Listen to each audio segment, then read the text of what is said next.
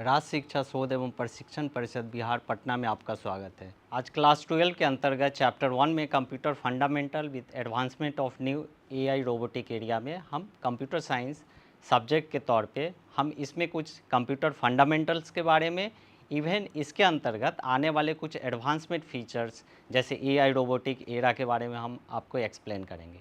जैसा कि हम जानते हैं, आप ऑलरेडी पढ़ चुके होंगे क्लास 9 10 तक में, उसमें हमने कंप्यूटर फंडामेंटल के बारे में थोड़ा सा चीज़ें पढ़ी थी, ठीक ना।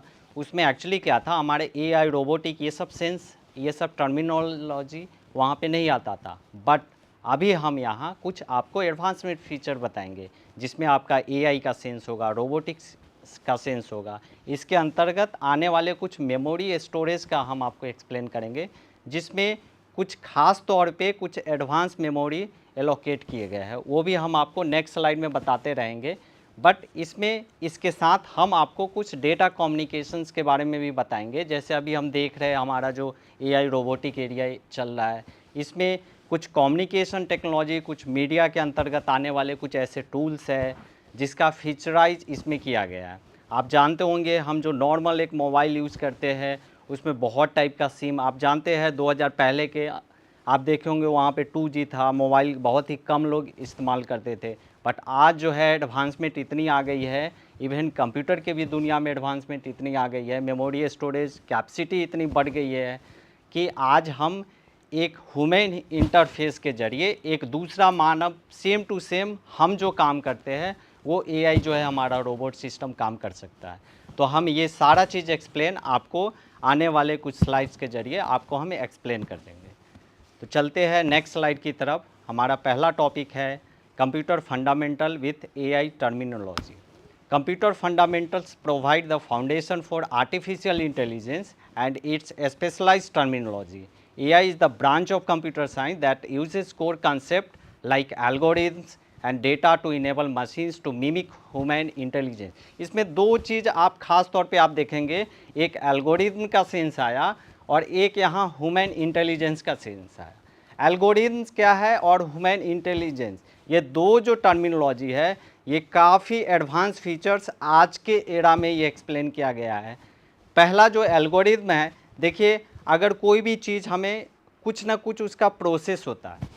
अगर हम एक स्थान से दूसरे जगह जा रहे हैं तो उसका भी प्रोसेस है, हम क्या व्हीकल यूज़ कर रहे हैं, ठीक ना, किस तरह से आ रहे हैं, हमारा वेशभूषा, हमारा स्ट्रक्चर, सारा चीज़ जो है एक्सप्लेन रहता है। सेम टू सेम हमारे कंप्यूटर साइंस की दुनिया में एल्गोरिथम भी एक स्टेप बाय स्टेप प्रोसेस है जो एक सिस्टम को सुचारू रूप से चलाने के लिए हम यूज करते हैं। स्टेप बाय स्टेप कुछ पैराग्राफिकल कुछ हमारे स्ट्रक्चर्स होते हैं, कुछ मेथड्स यूज होते हैं, आगे हम आपको क्लास ऑब्जेक्ट्स वगैरह बताएंगे। तो सारा चीज़ एक स्टेप बाय स्टेप प्रोसेस है जिसमें हम एल्गोरिथम के जरिए पढ़ते हैं। सेकेंड जो है हमारा ह्यूमन इंटेलिजेंस, एक ऐसा कुछ टर्मिनोलॉजी दिया गया है। ह्यूमन इंटेलिजेंस है कुछ नहीं, जस्ट एआई का ही एक पार्ट है। AI that means human intelligence. हम एक मानव जो चीज़ कर सकते हैं, अगर हम अपने सिस्टमेटिक ढंग से एक मशीनिकल वे में अगर हम दूसरा सेम टू सेम मानव जनित एक ऐसा एआई रोबोट सिस्टम अगर हम डेवलप कर दे, वो हमारा होता है ह्यूमन इंटेलिजेंस। तो ये जो है बेसिक एआई का टर्मिनोलॉजी है। चलते हैं नेक्स्ट स्लाइड की तरफ। इस स्लाइड में हम आपको एक्सप्लेन करेंगे कुछ हमारा फंडामेंटल्स कंप्यूटर के जरिए टर्मिनोलॉजी यूज होगा, जिसमें मेमोरी स्पेसेस के बारे में आपको बताया जाएगा।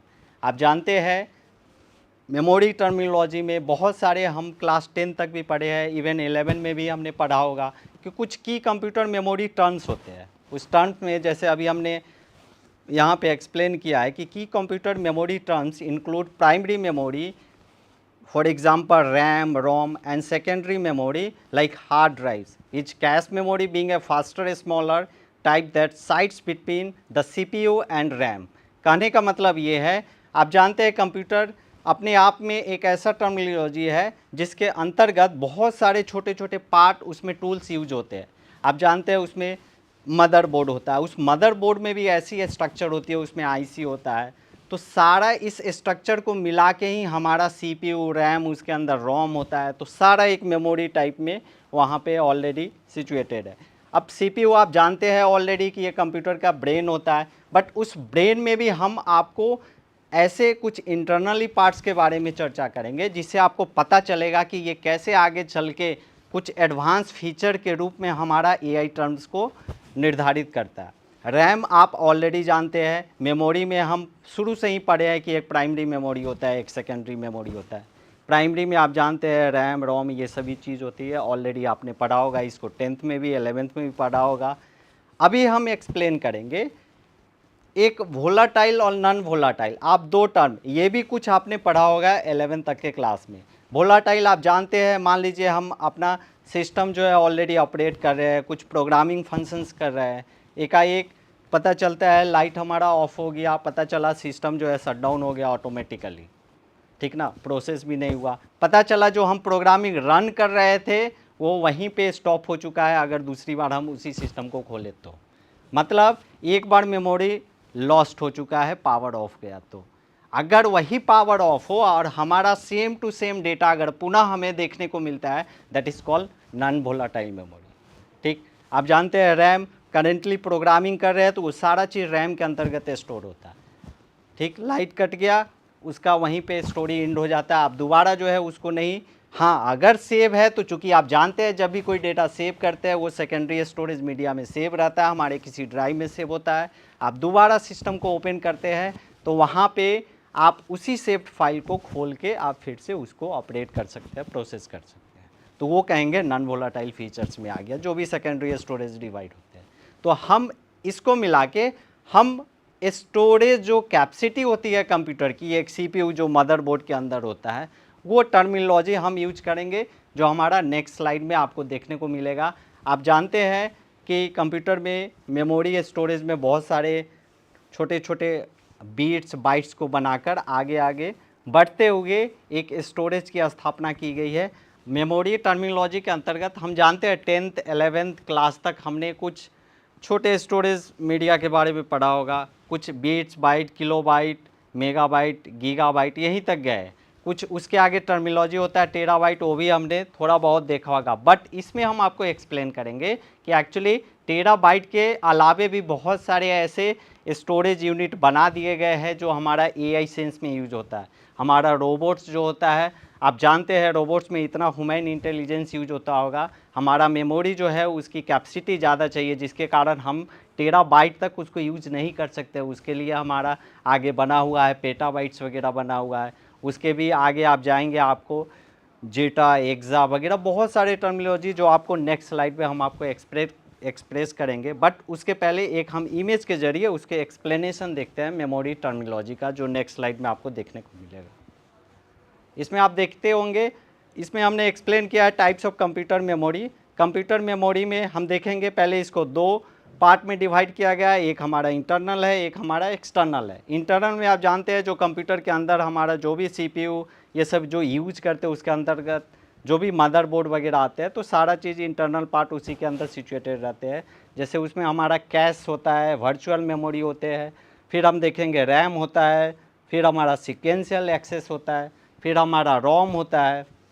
रैम में भी कुछ पार्ट्स होते हैं, जैसे हम एस रैम बोलते हैं, डी रैम बोलते हैं। आप जानते होंगे स्टैटिक एंड डायनामिक। स्टैटिक जो स्थिर वे में काम करता है, डायनामिक जो रैंडमली काम करता है। तो रैम में भी हमारा दो सेंस होता है। फिर हम रोम में चलते हैं तो हमारा एम रोम होता है, पी रोम होता है।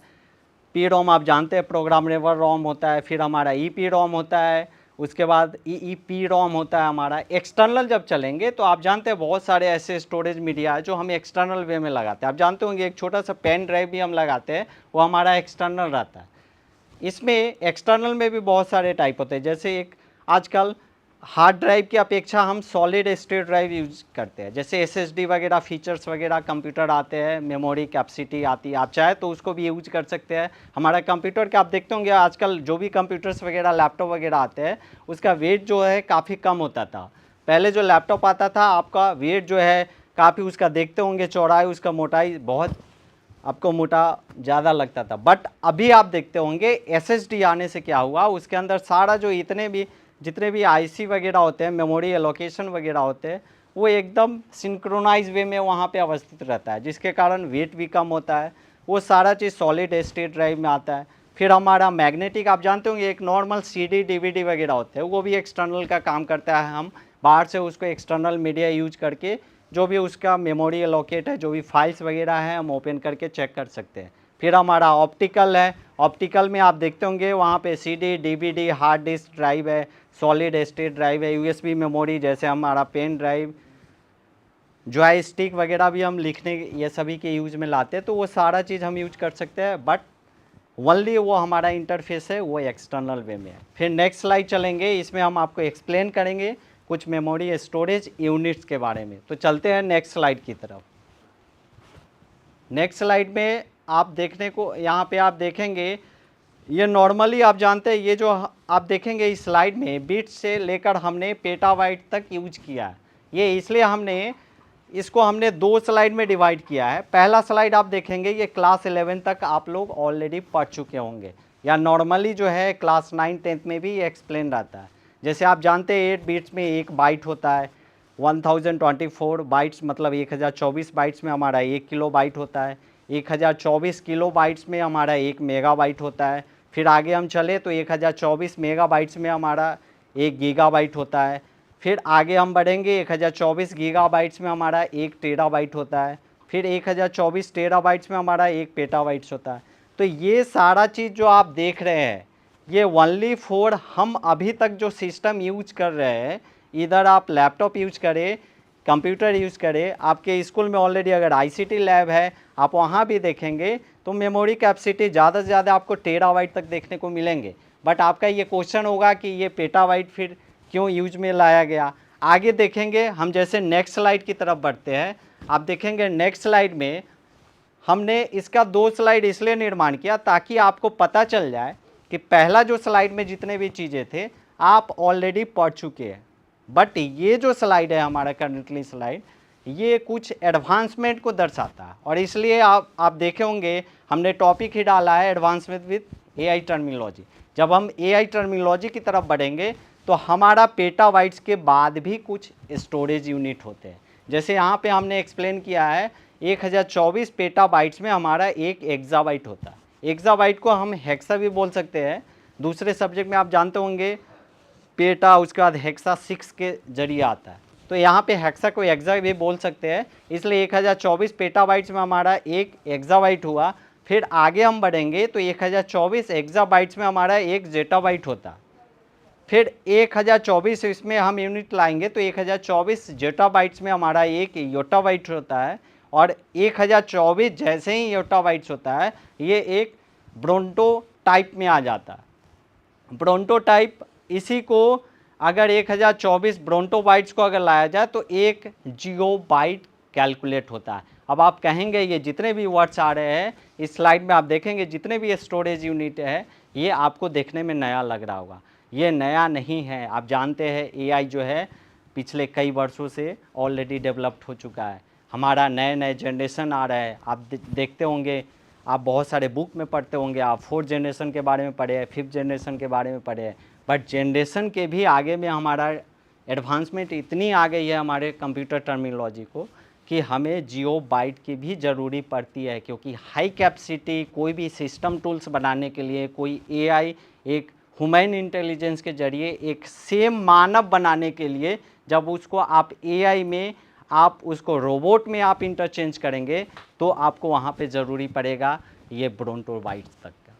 तो यहाँ तक हमने एक्सप्लेन किया। नेक्स्ट स्लाइड में आप देखेंगे इस मेमोरी स्टोरेज के बाद इसमें हम आपको एक्सप्लेन करेंगे कुछ ऑपरेटिंग सिस्टम के ज़रिए, आपको हम बताएंगे कि इस ऑपरेटिंग सिस्टम में भी कितने सारे पार्ट्स होते हैं। तो चलते हैं नेक्स्ट स्लाइड की तरफ।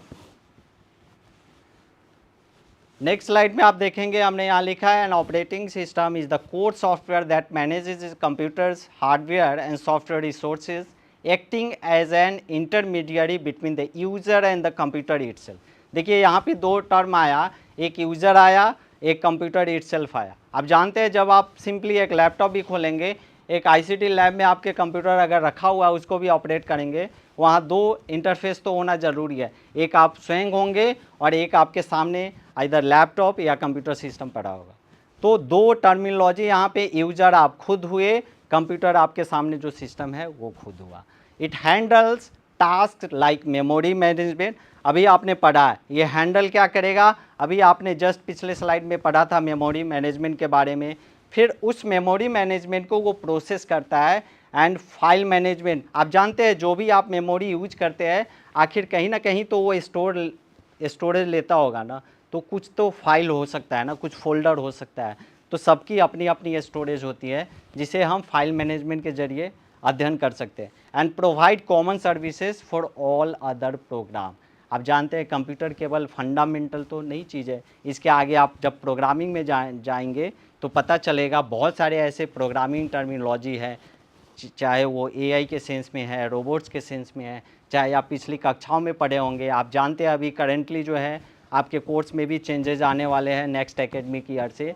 आप जो C++ के बारे में पढ़ रहे थे क्लास 12 में, आने वाले आपको नेक्स्ट एकेडमिक ईयर में पाइथन में ये इंटरचेंज करके मिलेगा। आप जानते हैं पाइथन एक ऐसा एडवांसमेंट प्रोग्रामिंग लैंग्वेज है जिससे हम एआई में उसको यूटिलाइज कर सकते हैं, उसको बहुत सारे रोबोटिक सिस्टम में यूटिलाइज कर सकते हैं। नेक्स्ट चलते हैं स्लाइड की तरफ, जिसमें हम आपको ऑपरेटिंग सिस्टम के बारे में कुछ इमेज के जरिए हम आपको एक्सप्लेन करेंगे। तो चलते हैं नेक्स्ट स्लाइड की तरफ। आप देखेंगे यहाँ पे हमने यूज़र लिया, पहला 2 यूज़र है, उसके बाद नंबर ऑफ़ यूज़र्स बढ़ सकेंगे, जिसमें हमने एक्सप्लेन किया है नंबर ऑफ़ यूज़र n को माना है तो यूज़र n भी हो सकते हैं, यूज़र फर्स्ट, यूज़र सेकेंड और यूज़र थर्ड। अब जानते हैं जब आप किसी चीज़ को ऑपरेट करते हैं 2 चीज़ रहता है, आप सिस्टम आपका हार्डवेयर एलोकेट करता है और उस सिस्टम के अंदर जो ऑलरेडी प्रोग्राम्स है आइदर सॉफ्टवेयर के रूप में वो ज़रूर मौजूद होंगे। सॉफ्टवेयर भी बहुत सारे ऑपरेटिंग सिस्टम में डिफाइन होते हैं, आप जानते हैं यूटिलिटी सॉफ्टवेयर होता है, सिस्टम सॉफ्टवेयर होता है, एप्लीकेशन सॉफ्टवेयर होता है। तो सॉफ्टवेयर में बहुत सारे टाइप्स हो सकते हैं, बट मेनली 2 आप इंटरफेस करते हैं यूज़र, आप 2 ही इंटरफेस कर सकते हैं, एक जो हम यूज कर रहे हैं दैट इज़ कॉल्ड सॉफ्टवेयर, और जो सिस्टम हमारे सामने है दैट इज़ कॉल्ड एक हार्डवेयर का पार्ट है जिसको हम टच कर सकते हैं। अब इस सॉफ्टवेयर में आप जानते हैं हमने एक्सप्लेन किया है सिस्टम सॉफ्टवेयर के बारे में, एप्लीकेशन सॉफ्टवेयर के बारे में। सिस्टम सॉफ्टवेयर बहुत सारे चीज़ ऐसे होते हैं, आप जानते हैं हम अपने कंप्यूटर सिस्टम में एंटीवायरस को भी रखते हैं। वाई एंटीवायरस इसलिए रखते हैं ताकि ऐसा नहीं कि वायरस के ज़रिए कोई भी प्रोग्राम हमारा है, कोई भी हमारा फाइल्स है वो करप्ट हो जाए, वो यूज करना बंद हो जाए।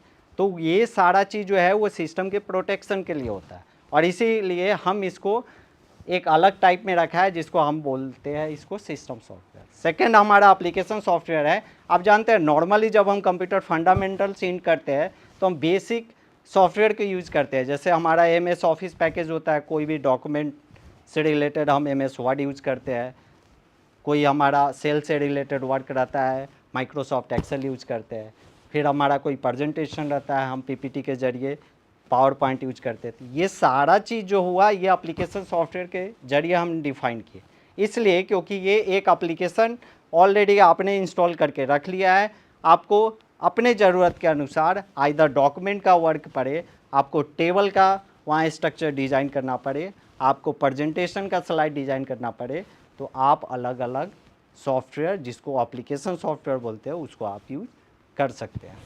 सेकेंड, उसके नीचे आपको हमने बताया है हार्डवेयर के बारे में। हार्डवेयर जानते हैं ऑलरेडी हमारे सामने जो आप सिस्टम यूज कर रहे हैं उसमें आप जानते हैं CPU भी पार्ट होता है हमारा कंप्यूटर का, क्योंकि सारा ब्रेन जो भी आपका मदरबोर्ड है IC वगैरह जो भी एक CPU में ही स्टोरेज होते हैं। आप जानते हैं मेमोरी एलोकेशन के लिए हमारा रैम चाहिए। आप कोई भी प्रोग्राम अगर करेंटली कुछ भी कर रहे हैं कंप्यूटर सिस्टम पे तो वो रैम में स्टोर होता है। रैम को कहते हैं वो टेम्पोररी आपका डेटाबेस है। आप जब तक आपका सिस्टम ओपन है, आप कोई काम कर रहे हैं, जब तक कि उसको सेव नहीं कर ले आपका करेंटली वो रैम में ही स्टोर रहता है।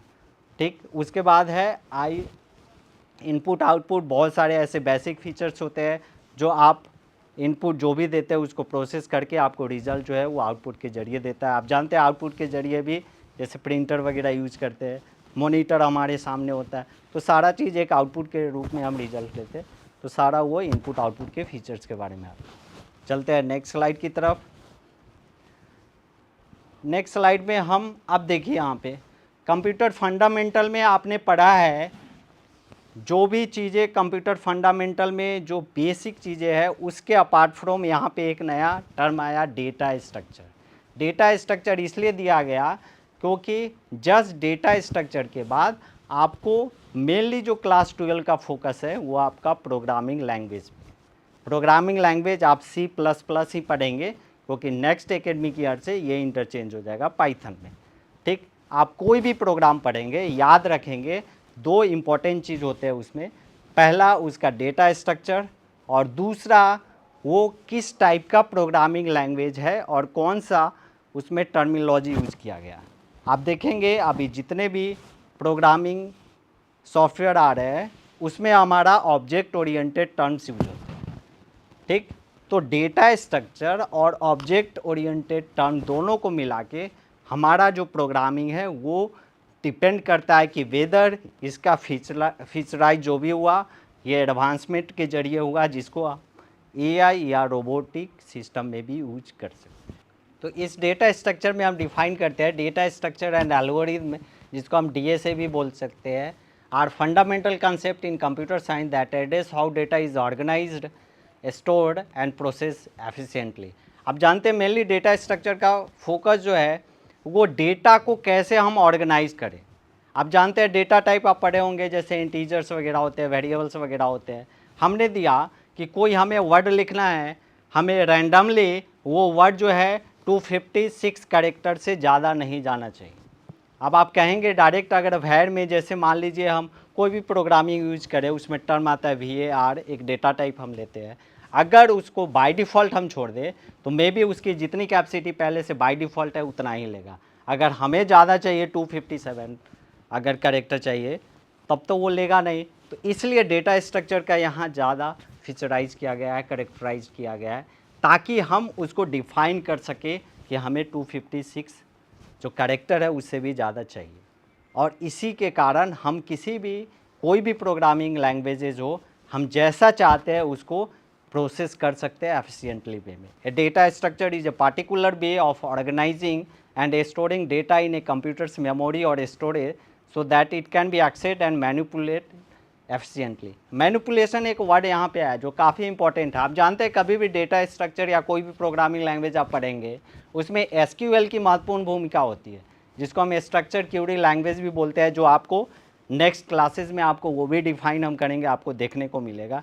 उसमें मैनिपुलेशन क्या होता है, हम कोई टेबल डिज़ाइन वगैरह कर रहे हैं, जैसे हमने जस्ट एक्सप्लेन किया डेटा इंटीजर्स के बारे में, वेरिएबल्स के बारे में, तो वहाँ पे किस टेबल कौन सा स्ट्रक्चर में कौन डेटा सुटेबल होगा हम उसको मैनिपुलेशन कर सकते हैं। हम चाहे तो एक डेटा वेरिएबल से दूसरे डेटा वेरिएबल में इंटरचेंज कर सकते हैं। इसका कंसेप्ट आपको UPS में भी मिलेगा। UPS आप जानते हैं जिसको हम बोलते हैं ऑब्जेक्ट ओरिएंटेड प्रोग्रामिंग सिस्टम के बारे में भी पढ़ेंगे। वहाँ पे आपको class, objects, inheritance, polymorphism, data encapsulations वगैरह टर्म आएंगे। उसमें आपको हम मैनिपुलेशन अच्छा से एक्सप्लेन करेंगे और SQL में भी ये टर्म आएगा। Different data structures are chosen based on the type of data and the operations that need to be perform on it. इसमें सेम टू सेम अभी हमने एक्सप्लेन किया है, बहुत सारे डेटा स्ट्रक्चर टाइप होते हैं, किस डेटा स्ट्रक्चर टाइप को किस ढंग से हम मैनिपुलेट करके किस वे में हम इंटीजर डिफाइन करते हैं, किस वे में हम वेरिएबल डिज़ाइन करते हैं, तो सारा चीज़ जो है इसके तहत हम परफॉर्म कर सकते हैं। नेक्स्ट चलते हैं स्लाइड की तरफ। इस स्लाइड में हम आपको आप देख रहे होंगे एल्गोरिथम, आप देखे होंगे कुछ पहले के स्लाइड में भी एक जगह एल्गोरिथम टर्म है। एल्गोरिथम एक्चुअली होता क्या है इसमें अच्छा से हमने एक्सप्लेन किया है।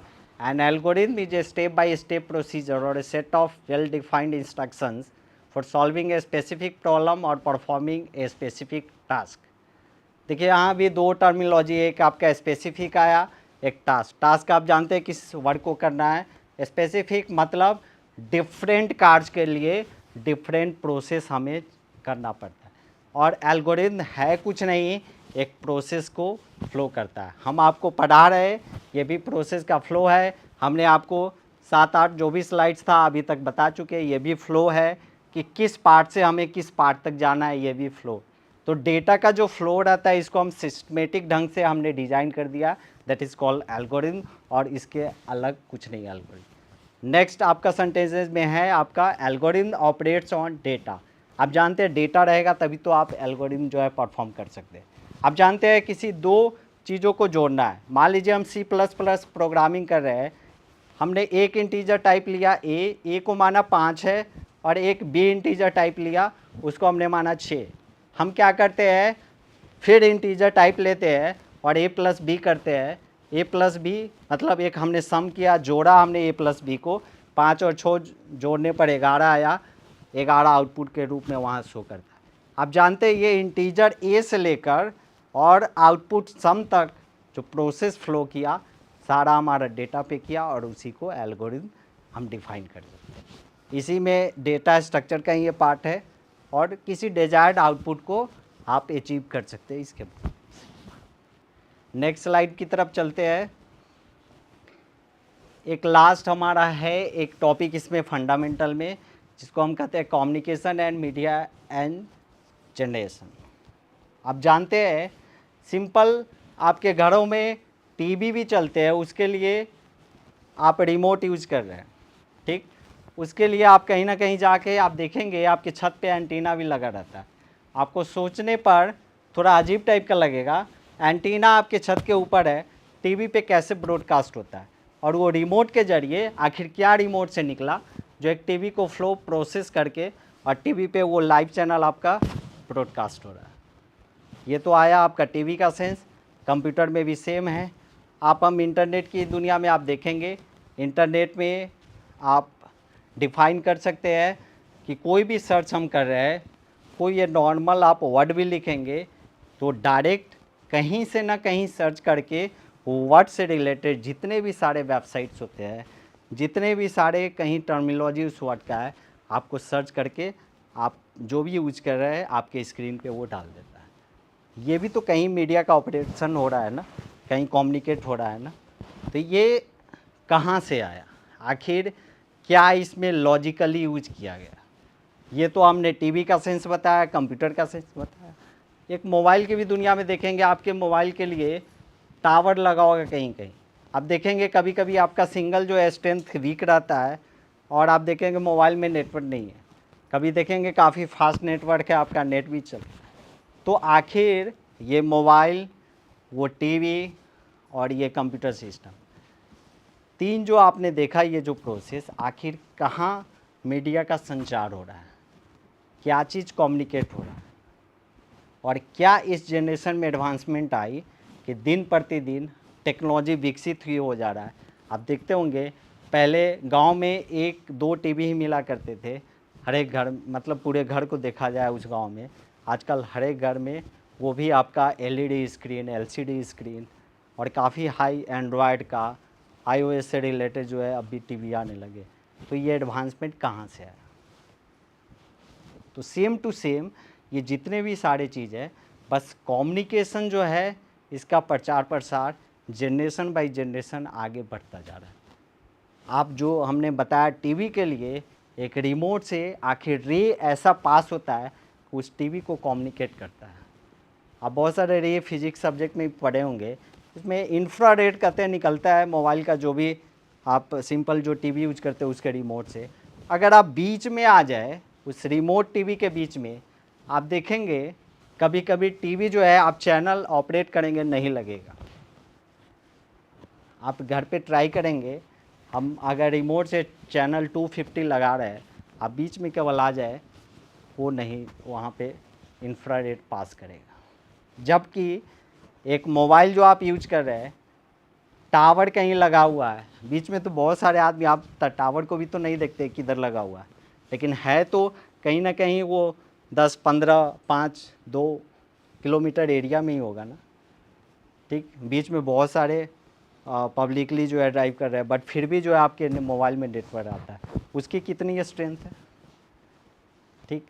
उसी तरह कंप्यूटर जो इंटरनेट है, आप जानते हैं इंटरनेट जो है उसका अलग ऑर्गेनाइजेशन है, वहाँ से डेटा लाता है, कितने हज़ारों किलोमीटर वो दूर बैठा हुआ है ऑर्गेनाइजेशन। तो ये सारा चीज़ जो है ये डेटा का, मीडिया का प्रचार प्रसार और जनरेशन बाय जनरेशन बढ़ रही है। तो इसमें जो है हमने यहाँ एक्सप्लेन भी किया है, the generation aspect refers to how this media have evolve over time from early forms like writing to modern technique. आप जानते हैं जब से ये कंप्यूटर का जनरेशन स्टार्ट हुआ, जब से ये मोबाइल टेक्नोलॉजी आना स्टार्ट हुआ, तो धीरे धीरे ये पिछला जो भी दौर है धीरे कुछ ना कुछ जो है हर एक साल परिवर्तन आते रहा है। और हम कहें कि ये मॉडर्नलाइज्ड हो रहा है टेक्नोलॉजी हमारा। And how this evolution shapes communication patterns and the transmission of culture and ideas between different age groups. ठीक, सिंपल। आजकल गूगल जो है आप जो यूज कर रहे हैं उसमें भी एज के अनुसार उसने बहुत सारे विशेषताइज भी किया। आप बहुत सारे अकाउंट्स को ऑपरेट कर सकते हैं, जो किड्स है उसका भी अकाउंट्स ऑपरेट कर सकते हैं, आप अपने लिए अलग अकाउंट ऑपरेट कर सकते हैं। ये सारा डिफरेंट एज ग्रुप के लिए भी कुछ बहुत सारे मीडिया कम्युनिकेशन भी आ गए हैं, जो आगे आप इसको और अच्छा से पढ़ेंगे। इसमें आप देखेंगे हमने सेम टू सेम यहाँ एक्सप्लेन किया है कम्युनिकेशन मीडिया को एक इमेज के थ्रू, एक प्रोसेस के through, different types of communication media. जैसे पहला है ट्रेडिशनल कम्युनिकेशन मीडिया, फिर सेकंड आप देखेंगे डिजिटल कम्युनिकेशन मीडिया, फिर आप देखेंगे इंटरेक्टिव कम्युनिकेशन मीडिया। आखिर ये ट्रेडिशनल कम्युनिकेशन मीडिया क्या होता है?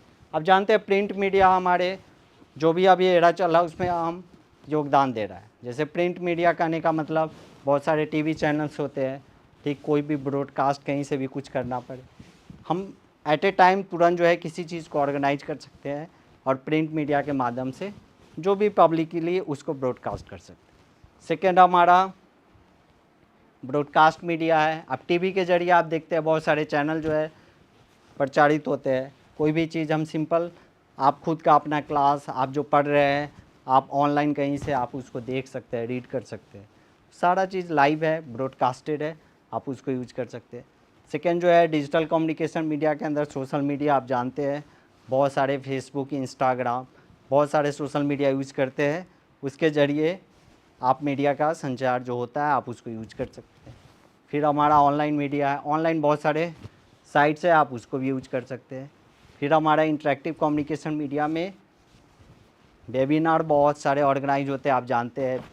वेबिनार के अंतर्गत जो भी है आप बहुत सारे जैसे जूम मीटिंग आप ऑर्गेनाइज करते हैं, गूगल मीट के जरिए होता है, माइक्रोसॉफ्ट टीम्स यूज़ किया जाता है, तो आप वेबिनार ऑर्गेनाइज कर सकते हैं। आप कहीं बैठे हैं, आप 10, 20, 50, 100 पीपल को एक साथ जोड़कर, अपने कलीग्स को एक साथ जोड़कर मीटिंग कर सकते हैं।